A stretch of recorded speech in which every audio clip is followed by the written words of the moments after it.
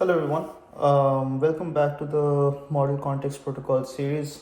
So with the last few videos, we have explored some of the core MCP server concepts, like tools and resources. We're here to talk about prompts, but we have, using the understanding gained from about MCP tools and resources, we have also been able to build a real world use case MCP server which connects to an MS SQL database in our last video.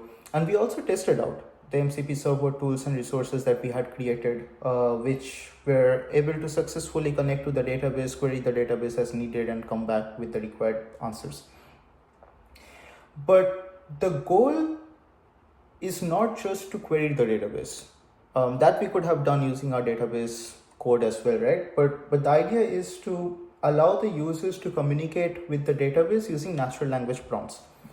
And that's where the MCP client comes into play. And we will start talking about MCP clients today. Very specifically, when natural language prompts, we are talking about natural language prompts, we obviously have to have an LLM instance which would be able to go through this natural language prompt and understand what the user wants. So in more details, what we will be working on today is creating an LLM agent which will act as the MCP client connecting to the MCP server, and then would work on the database, query the database as needed as per user requirements to get back corresponding data. So let's start with the code first. So just like before, I have some code already prepared, so I'll just copy over it for now, and then we'll go over it in details before testing it out, right? Delete this, the trash, and then just copy, then paste, right? So we have this new folder LLM Agent client.py. So let's go through this code quickly. So we have the main function. Main function has three main sub functions: the create MCP agent, the test resource discovery, and test natural language queries, right? Now, before we look into the create MCP agent, let's first quickly go through the resource discovery and test natural language queries, and we'll see these functions are nothing, but they're essentially placeholders for an array. Test natural language queries has an array of 4 natural language prompts, and test resource discovery function has an array containing 3 natural language prompts. The first one essentially tries to test the LLM capability to query database about the data stored in the database, and the second tests the capability of the LLM to get back to the user with details about itself, like capabilities it has to work on the database. So the user knows how to use the LLM better to access or work with the database, right? That's basically it. But now let's come to the main interesting function, which is the create MCP agent. So let's look into the function. And if we start going through it, the first thing we see is we are creating a config. The config is basically for the MCP server. If we just go through the details, we can see it's the server.py, run Python, and that's basically it. Then next we create the client using MCP client. We pass in the config to create a MCP client instance, and that's our client. Now comes the interesting part. Adapter is equal to LangChain adapter. So first let's go through the code, and then we'll talk about why we are doing some of the things we are doing, right? And just for demonstrative purposes, what I have done here is like I have shown that, so essentially what we do is like we convert when we are using an LLM as our client. What we have to do is like we convert the MCP server tools, prompts, resources, whatever capabilities it has, into LLM tools. And for MCP-use, we do that using LangChain. We use the LangChain adapter to translate the MCP server tools, resources, prompts into LangChain tools, which are then fed into the LLM instance, which is used to create the actual agent as LLM tools.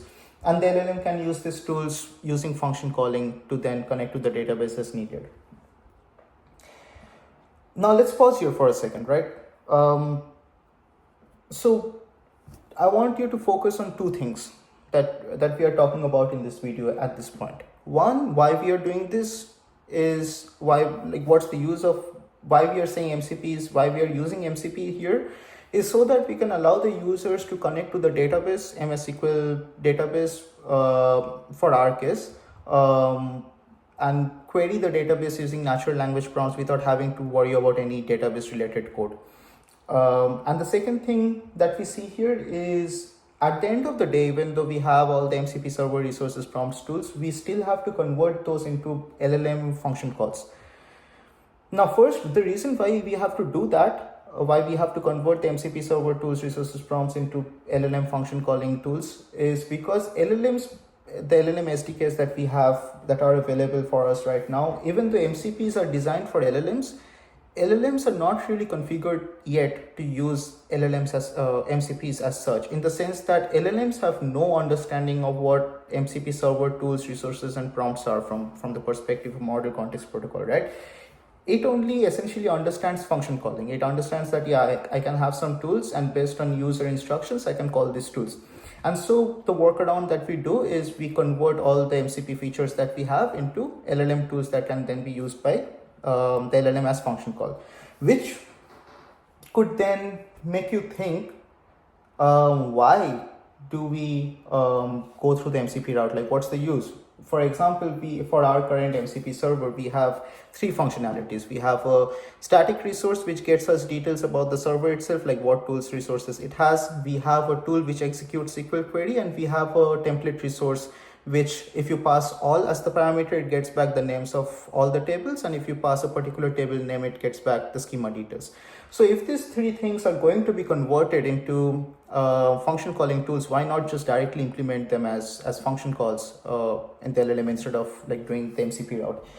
The first reason I would say for them, and there could be more other reasons than the ones that we discuss here right now. I'll be talking about three main reasons, but I believe these are the three more important reasons. The first one I would say is the plug and play nature of MCPs in general, right? If we created the three separate function for our case, three separate function calls for the LLM agent, what we would have to do if we wanted to work on a separate LLM agent is we would have to create those function calls again and then again and again every time we use a different LLM agent. With MCP, once we create these features, we can reuse this MCP again and again. We simply just have to plug it into a new LLM agent without having to worry about recreating all these functionalities from scratch. That is one big advantage, right? Reusability is always a bedrock of coding. The second is guidance and direction. We can have these function calls, yes, directly implemented as part of LLM tool calls, but this would reduce the amount of guidance or direction that the LLM would have regarding how to use these tools and resources, right? Or from its perspective, it's LLM tools. It would just be able to see that, yeah, I have some of these capabilities, but not real understanding of how to use them. We can pass in some of this understanding using the system prompt. So in usual chatbots, what we have is like usually we have a unified single system prompt, which instructs the LLM how to work, how to use all of its tools, how to do whatever, right? So we can have a unified system prompt, but the problem with that is once the chatbot starts getting more complicated, like that is, we start adding more features, more capabilities into the chatbot, it becomes complicated. And again, chatbots are similar to humans in the sense when they are understanding data, when they're ingesting data. So just think about it. If you have, let's say, n number of tools and you have each tool instruction listed there, and some tools could be contradicting with one another performance wise or result wise, it would confuse the LLM. So instead, MCP gives, and especially like we have seen how the tool description, the resource description, the protocol uses this description to instruct the LLM how to use these tools, resources, all that stuff, right? So that's the other point. Like it gives more guidance and direction. A quick example, so one of the resources that we have is the get server info, right, which tells the user and the LLM what capabilities it has, like what tools, resources, functionalities it has that it can use to connect to the database. So at the middle of an operation, if the LLM suddenly forgets or needs to reconfirm like the capabilities it has, it can call this tool, use this resource and get that specific information. So similar with the user, if he or she suddenly wants to get a better understanding of how to use the LLM to connect to the database, query the database, the user can use this tool or this resource to get back information about the server, the tools the server has, the resources the server has, so on and so forth.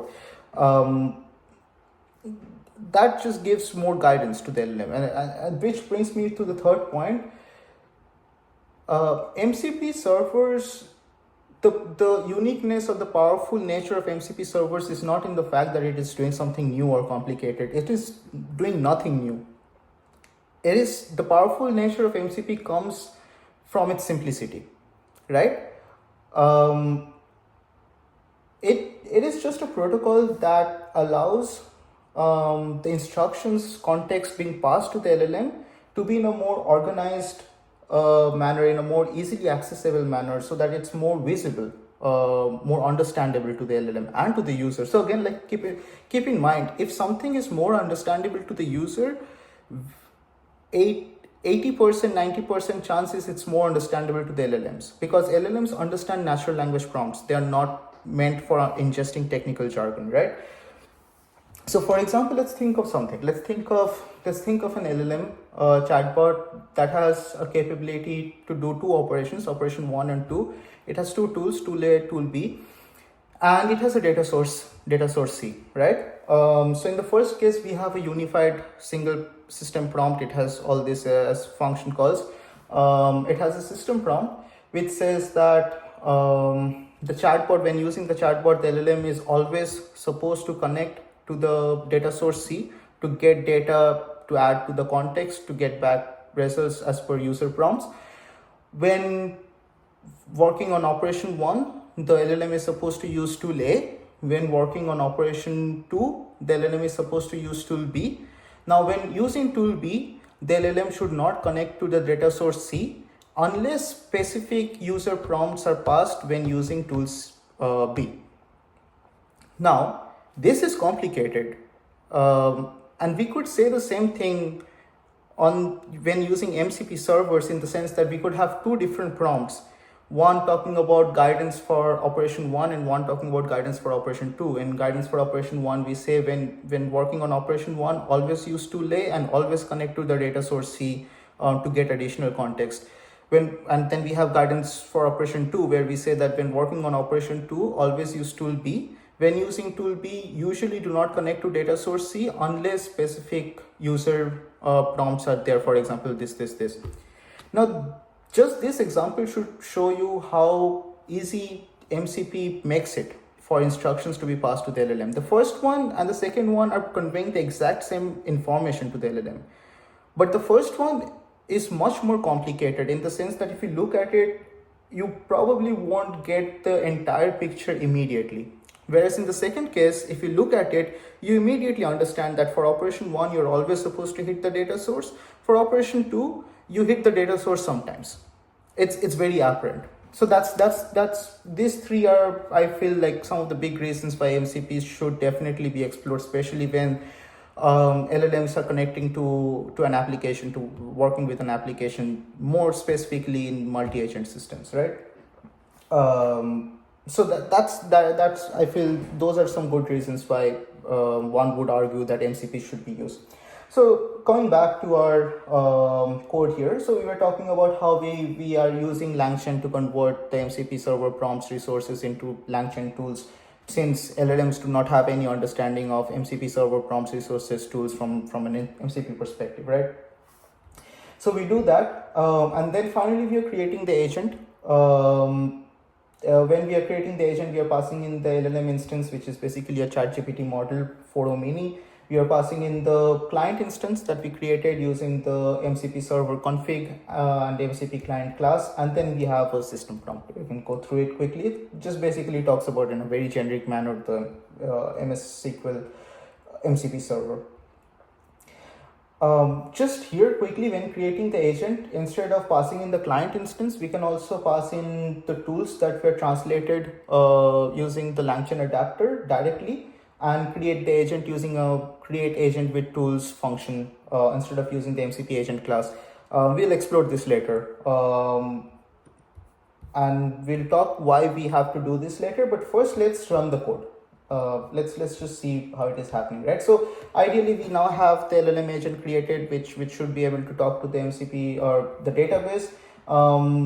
Quickly we can see that we have these 3 queries to ask the LLM what capabilities it has, and then we have this 4 queries to ask the LLM some information about the database, right? So now let's run the script. So when we start running the script, we see that the server was initialized, all that good stuff. Now I would like you to focus on one thing quickly. Here, the MCP client, so the client, MCP client class is able to identify one static resource, one resource template, and one tool, which is expected, right? We have one static resource, which is the get server info, one template resource is the schema detail resource, and one tool is the execute SQL query. But when we see the LangChain adapter converting the MCP capabilities into LLM function called tools, we see that it only creates 2 tools. It creates the execute SQL query and it creates the get server info tool. It is not able to create the tool for the template resource, and which is why we'll have to in future, in the next video, we'll explore this, how we can include the template resources as well as MCP or rather LLM tools. And for that we would have to use the create agent with tools function instead of directly passing in the client to get the MCP agent. We'll pass in a list of tools that we are creating, which would include the template resource tool as well, created separately, and we would create the agent with those tools, right? But now let's look at some of the test traces. So the first one, we have what database resource and tools do you have access to. We can see that it so one of the things by default, it has access, like it can do only 5 iterations. So the first step, it executed for 5 seconds and it was able to get back some of these results. And then again, like we can go through all the details. Essentially we see that it is able to take in the user query, work with the tools that it got using the MCP server capabilities, and get back to the user with details from the database. We are not specifically checking how accurate the data is specifically for some of the database related questions. We are checking more how we can interact with the database using natural language prompts. That's what we are checking here. But we can see that the data more or less makes sense. We can see the SQL queries, when a SQL query was being executed, the SQL query that was being executed and all that stuff. So essentially we have been able to demonstrate how we can use the MCP server and client together for, in this case, to query a database using natural language prompts. Not only that, we also discussed why we should use the model on context protocol, even though we could achieve similar functionality by using just function calls. MCPs make it more standardized, make it more observable, and gradually we'll see how we can also fine-tune MCP servers to help improve the quality of the data we receive, the time the agents take to execute, stuff like that. I think this is a good place to stop the video. In the next video, we'll talk about not only how to get the resource template included, and we'll see how that affects the agent behavior, because right now it only has the execute SQL query and that resource get server info, right? So it does not really has the tool to get schema details for each table. So we'll add that, and we'll also add the prompt. And for both cases, we will do comparison tests to see when we first add the resource template, we'll see how the MCP or how the agent behaves with and without this resource or rather schema details tool resource, template resource. And for the next one, the other thing that we'll check is after the addition of prompts, how the agent behavior alters with and without an MCP server prompt. So that's it. Thank you again. Cheers.